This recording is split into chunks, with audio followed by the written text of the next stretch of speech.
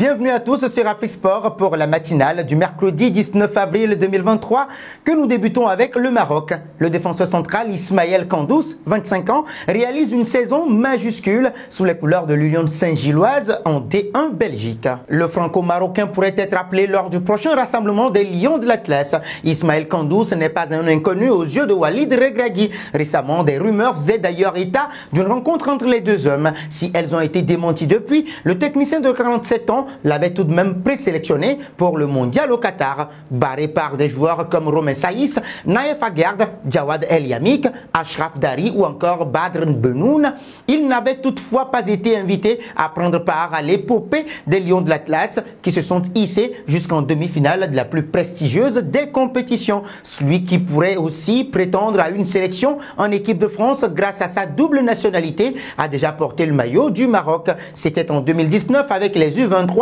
à l'occasion des qualifications pour la Coupe d'Afrique des Nations des moins de 23 ans.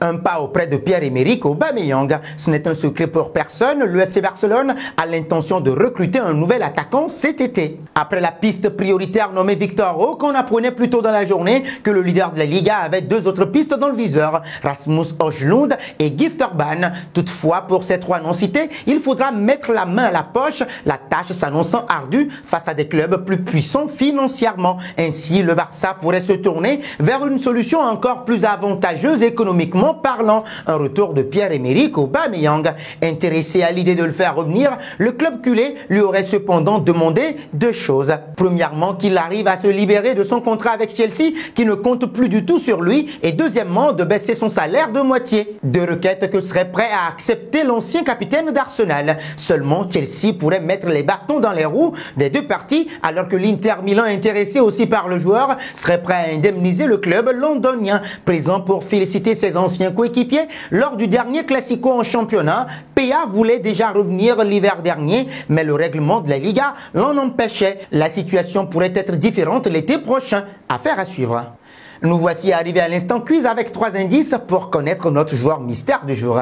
Premier indice, je suis un attaquant de 23 ans de la Ligue 1. Deuxième indice, j'ai déjà joué au PSG. Troisième indice, au nom du Père, au nom de son Excellence. Qui suis-je? Vos réponses sont attendues en commentaire. Nos félicitations à tous ceux qui ont répondu. Thiago Alcantara lors de la dernière matinale. C'était le joueur à trouver puisqu'il est un milieu de terrain espagnol de 32 ans de la Premier League qui a aussi la nationalité brésilienne. Il a joué en Allemagne de 2013 à 2020.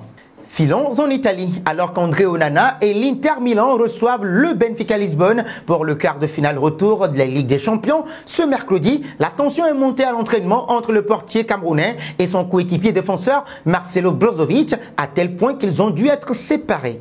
Une prise de bec qui tombe à un moment crucial pour l'Inter Milan, alors que les Nerazzurri se préparent à faire face au Benfica Lisbonne pour le quart de finale retour de la Ligue des Champions. Le ton est monté lors de l'entraînement entre André Onana et Marcelo Brozovic à la veille de ce rendez-vous ultra important. Le portier ex-international camerounais a effectué un tacle assez violent sur son coéquipier. Le milieu de terrain croate n'a pas apprécié. Avec leur forte personnalité, les deux joueurs ont chauffé. D'Ambrosio et Lukaku ont dû les séparer, vainqueurs 2-0 de la manche aller. Du côté de Lisbonne, l'Inter Milan reçoit ce mercredi soir le Benfica pour un match crucial pour les deux équipes au Giuseppe Meazza. Partons en Allemagne, aux portes du dernier carré de la Ligue des Champions. Après sa large défaite contre Manchester City en quart de finale allée de la Ligue des Champions, 3-0, le Bayern Munich est dos au mur ce mercredi soir devant son public. Le club bavarois traverse une période compliquée, notamment après l'accrochage entre Leroy Sané et Sadio Mané. Une affaire entre les deux hommes qui a beaucoup alimenté la presse sportive allemande. Mais à la veille du choc contre Manchester City, Thomas Tuchel a été clair. Le technicien allemand a assuré que l'affaire était close. Sadio Mané sera dans l'effectif. L'affaire est close après la décision de jeudi. Nous devrons attendre et voir s'il commencera. Nous avons besoin d'un bon mélange de réalisme et de ce qui doit être fait et de la conviction que tout peut arriver à tout moment, a assuré le technicien bavarois. D'ailleurs, quel est votre pronostic pour le match du jour entre le Bayern Munich et Manchester City? Vos réponses sont attendues en commentaire.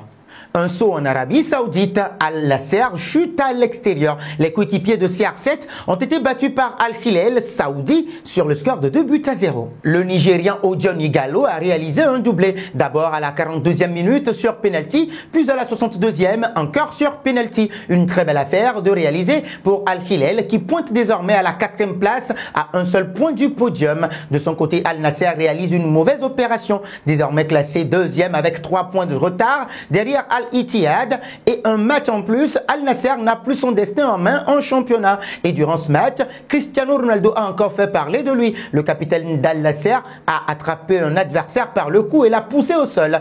Un signe de frustration devant la prestation terne des siens. Il n'a heureusement reçu qu'un carton jaune de l'arbitre Michael Oliver après avoir fait ce geste surprenant sur Gustavo Cuellar. Terminons avec la Ligue des Champions. Après avoir remporté le match aller 2-0, le Real Madrid n'a pas eu de mal à valider son ticket pour les demi-finales, tout comme l'AC Milan également qualifié. 2 décennies ont séparé la dernière qualification en Ligue des Champions pour l'AC Milan de celle-ci, en s'imposant face à Naples sur un but d'Olivier Giroud 1-0. Et après avoir gagné sur le même score à l'aller, l'AC Milan retrouve la joie du dernier carré de LDC. Comme à l'aller, Mike Maignan a écœuré les Napolitains en arrêtant notamment un penalty de Kvaratskhelia. Le Real Madrid s'est imposé 2-0 à Stamford Bridge grâce à un doublé du Brésilien Rodrigo Goes, leur permettant de facilement se qualifier pour les demi-finales où ils rencontreront soit le Bayern Munich, soit Manchester City qui s'est facilement imposé 3-0 à l'aller. Et nous arrivons au terme de cette matinale que nous bouclons avec la question du jour.